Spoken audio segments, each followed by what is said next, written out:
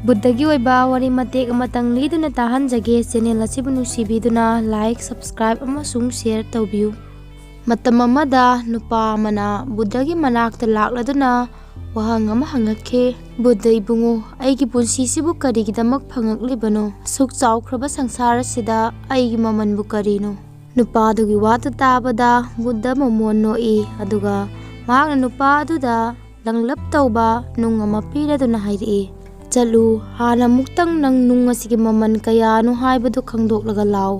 नंगना खंगदबदी नुंग असि योनगदबा नते, मसिगी ममन खक खंगलगा लाकदबनी।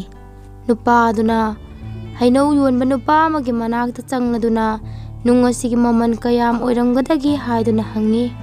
अलंगबा नुंगदु उबदा हैनौ योनबा नुपादुना नुंग अदु अतांगबा नुंग अमा सोइदुना ओइरंगबनी हाइदुना खल्ली। अदुबु महाक्ना nganglapna hai, नुंग असि कैसु अतांगमति मानते, नंगनबु यारबदी नुंग असिगा हैनौ तरागा ओनसि हाइबदी याय। सिगी तुंगदा नुपादुना मना मसिंग योनबा नुपा अमदसु अमु नुंग अदुगी ममन कयामु ओइरंगदगी हाइदुना हंगी। नुपादुनसु नुंग अदुगी चपचाबा ममनदि खंगदे, अदुबु आलू बोरा अमगा ओनसि हाइबदी याय हाइदुना अमु महाक्ना हाइरई।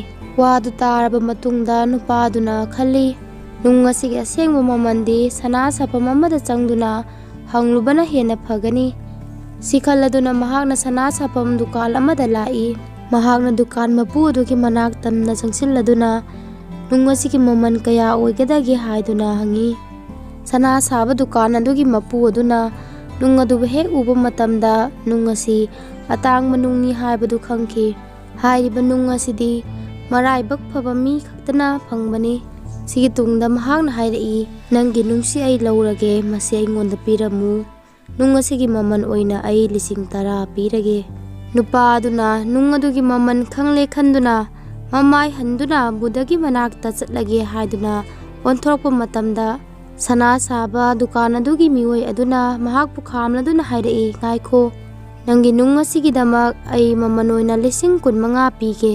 अदुबु नुपादुना नुंग अदुबु योनिंगदबगी मतौ अदु उबदा दुकान फमलिबा मिओय अदुना मागी दुकान मनुंग अदुदगी प्रप थोरक्तुना नुपादुगी ममांगदा लेपलखि।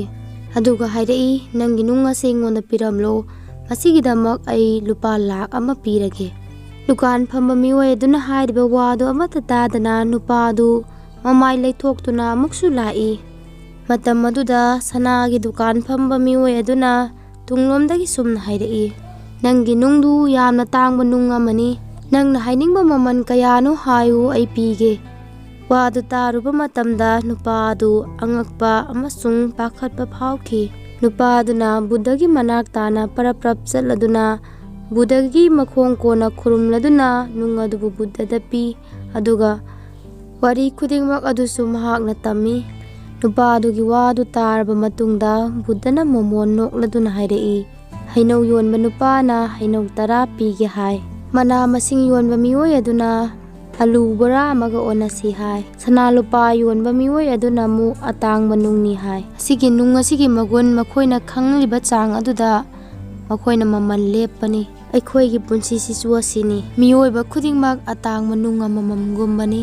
संसारसिना अइखोइगी मगुन खंगबिरिबा मखै अइखोइगी ममनसु वांगनी। अदुबु अतांगबा नुंग अमसुंग मिओयबदा खेतनबा अमा लई, अदुदि अतांगबा नुंगदि मिओयबना थवोइना थीरगा लंगहल्लगा सेम साबनी। अदुबु मिओयबदी इसाना इसाबु थिदोक्चगदबनी, इसाना इसाबु लंगहन्नबा होनगदबनी। मतम अदु खक्तदा अइखोइगी मगुन मीना खंगदबनी। अइखोइगी मगुन मीना मुन्ना खंगलबा मतमदा अइखोइगी ममन वांगदबनी। वासी हारदुना बुद्धना नुपादुदा मखा ताना पौताक पीखि। अदुदगी महाक बुद्धगी पौताकबु इनबा मिओय अमा ओइरदुना मसाना मसाबु मतिक चाबा मिओय अमा ओइहनबा ngamखि। मखा ताबा वीडियोसिंग सेमक्पदा थवाई हापीबा ओइना चैनल असिबु नुसिबिदुना लाइक सब्सक्राइब अमसुंग शेयर तौबियु। ताबिरिबा खुदिंगमकपु थागतचरी।